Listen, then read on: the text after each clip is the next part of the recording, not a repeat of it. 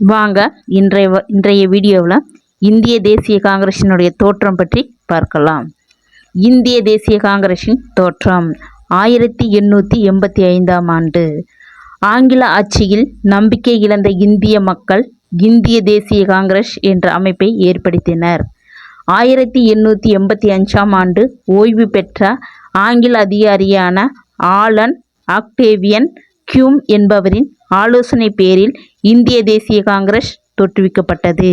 காங்கிரசின் முதல் கூட்டம் பம்பாயில் நடைபெற்றது. அக்கூட்டத்திற்கு WC பானர்ஜி தலைமை வகித்தார். இந்தியா முழுவதிலும் இருந்து 72 பிரதிநிதிகள் இம்மாநாட்டில் கலந்து கொண்டனர். தாதாபாய் நவ்ரோஜி, சுரேந்திரநாத் பானர்ஜி, மதன் மோகன் மாளவியா, M.G. ரனேடா, கோபாலகிருஷ்ண கோகலே, பெரோசாத் மேத்தா, G. சுப்பிரமணிய ஐயர் போன்ற தாராள எண்ணம் கொண்ட பல தலைவர்கள் இம்மாநாட்டில் பிரதிநிதிகளாக கலந்து கொண்டனர். நன்றி, வணக்கம். நெக்ஸ்ட் வீடியோவில் பார்ப்போம். சப்ஸ்கிரைப் பண்ணுங்க, லைக் பண்ணுங்க, பெல் பட்டனை பிரஸ் பண்ணுங்க. இது போன்ற வீடியோக்கள் உடனுக்குடன் உங்களுக்கு வந்து சேரும். நன்றி, வணக்கம். தேங்க்யூ.